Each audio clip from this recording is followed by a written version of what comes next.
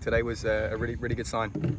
A lot of energy, a lot of intensity, and a lot of competition for places, right? So we've obviously celebrated our depth and the quality that we have throughout the squad, and I think we've had a really well-rounded pre-season with the experiences of the 3 games that, quite honestly, it felt like the real thing, felt like the season. So there can be no excuses going into tomorrow night. Realistically, how deep can you go? Do you have a comfortable answer to that at this point? No. We typically travel with 22 players, and I'm dreading having to put that across to the players and leave 6 people at home because as I said, the depth and the margins from top to bottom are honestly probably as narrow as they've ever been, and I would say top to bottom we're better this year than we were last year. So there's going to be some challenges, there's going to be some disappointing faces, I'm sure, but again, because we utilise depth, soccer's a funny game, and someone can get injured and you're the next man up, and we've got to have that mentality from day one this season. A couple of friendlies under your guys' belt. What have you seen out of the squad so far? That we need to continue to improve. I think we got a real taste of what to expect against Duquesne when perhaps we play with respect, even perhaps a team like Robert Morris, where I think the weight of expectation is for us to win that game, and they'll come here feeling they have nothing to lose, simply based on where both programs finished last year. So Duquesne was a very, very real dose of reality for us, and an important one.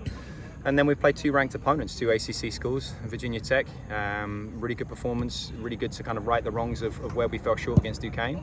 And then you go to Wake Forest for an exhibition game, and there's over 3,000 people there, the smoke bombs are going, the sirens are going, and that couldn't have felt more like a college contest. So even though there's still a lot of things we could have improved from that performance, to go to a place like that, not feel like we've played particularly well, and get a draw in the context of RPI implications, that would be a huge result if it had been a week later. So I really do think we've had a really well-rounded experience and a good taste of what's about to come. Does it give you kind of a leg up to get into sort of that environment before the season actually starts? I'd hope so. I want to believe so, but nothing replicates tomorrow, right? This is always the scariest fixture of the year for me, because it's the one where I know the least about my team and the least about the opponent as well. So there's always some results that come through tomorrow that surprise you, that are eye-opening. Teams that have improved, that maybe have gone under the radar, or perhaps just substantially outperformed where they were last year. And to an extent, that was no different to us, right? I think we went into last year, I don't want to say as an unknown, but certainly internally we had a point to prove and felt like we had a really strong group. So for all we know, we have to assume that Robert Morris feel that way right now, and we can't look beyond that game. What are the things that you now confidently know about this team that you didn't know a year ago? You're not at square one anymore. You have a lot of returners. No, not at all. Not at all. I think, tactically, I'd argue we're younger than we were this time last year. I think there's still some growth for the group tactically. It's interesting because as much as COVID was a challenge and if you like a negative overall for what it did to college soccer, there were some positives for having that amount of time with the group, having that kind of spring season version of events, and seeing the majority of the players. And when you think about the team we picked last year, this time last year, Fred was the only new player that had come in, so everyone else had been around me for well over a year at that point, and was really familiar with what it was doing. Now we have more new players that have integrated with the group. We did something different in the spring tactically, and again, as I said, the maturity of the group from a tactical perspective still has some room to grow, and we've seen that in those first games. That's probably normal. It just wasn't normal for the 4-21 specific to our group. So that's the part where we should continue to develop and continue to improve, and really trust our process in that regard, that we have better performances to come, and I'm sure we'll still feel that way tomorrow when we get to the final whistle against Robert Morris. Do you think who's going to start at goalkeeper and center back tomorrow, and how much subject is that to change as the season goes on? We have an idea. I think we've had some challenges in pre-season, again, that we didn't have last year, with some injuries and some question marks lingering over the fitness and availability of some of our squad that were very important to us last year. It looks like the majority of the group have got through today really, really well.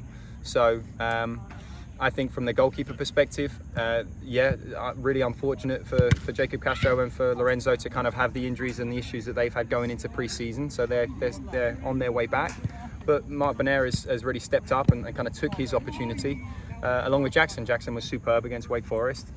Mark again has done really well in the preseason games where he's played as well. So, going into tomorrow, we feel as though Jackson will get the nod, but we feel really, really good about Mark and obviously know what the qualities and capabilities are of Lorenzo and Castro as well. I think that's arguably our deepest position and the hardest one to manage, because traditionally speaking, only one of them plays and we have 4 very, very capable goalkeepers.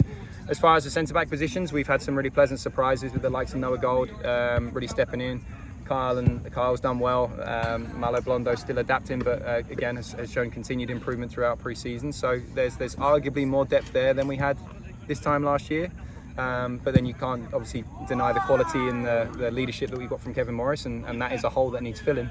And we'll find out tomorrow whether we have the capacity to fill that. Is it different to the 2 positions, because typically you would never rotate a goalkeeper as opposed to an outfield player? Does that change how you approach things? Not necessarily. I think goalkeepers, especially, it's quite a fickle position to play. It's hero or zero very, very quickly. You either save us and keep us in the game, or have the capacity, unfortunately, to lose us the game. And that's kind of, they can make a really marginal mistake, and it can be the difference. Our centre forward could do that, and it may go unnoticed. So you definitely don't want it to feel like it's a situation where they're going to get scrutinised and punished for one mistake, because they happen. Everyone's human in that regard. So again, I think with whatever the choice is, I know the other goalkeepers will continue to push the level and to challenge it in training. And again, it would have to be over a process, if you like, over a series of games for us to determine that perhaps there was a different option or a better option. But we're not trying to think about that part too much, specific to the goalkeeper position.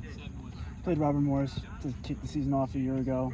Anything different about this team? Anything you can extrapolate from that game? Yeah, I mean, I know they've been busy from a recruiting process. I know they brought in 9 new players. I know they brought in a couple of talented internationals that were either on our radar or at a similar showcase and event that we had attended as well. So, and I know that they feel as though they've had a pretty good pre-season. I think it's a different system that they'll play compared to last year. So we'll have to adjust in that regard. And I think, they feel pretty confident off the back of pre-season that they can maybe come here and play. I think the biggest challenge is, honestly, we went there unranked last year, right? And we played at their place last year. They get to kick off the season against the pre-season number 6 team in the country. And if they can't get up for that, then I don't know what they can get up for. So that's kind of where we've got to as a program, and an inevitable part of the process if you gain success. So it comes with a certain responsibility, the ranking that we have, and that responsibility is to not take any game for granted and know that there'll be a superhuman effort from Robert Morris tomorrow. Like you said, number 16 in the country. We spoke about 3 weeks ago. Now it's a lot more real that you guys are, ranked and competing for that spot in the rankings.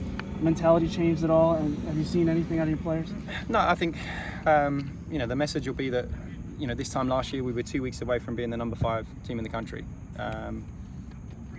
This year we're 2 weeks away from being potentially the number 1 team in the country. Right? We went 3-0 to start the season. We went the first 10 games unbeaten.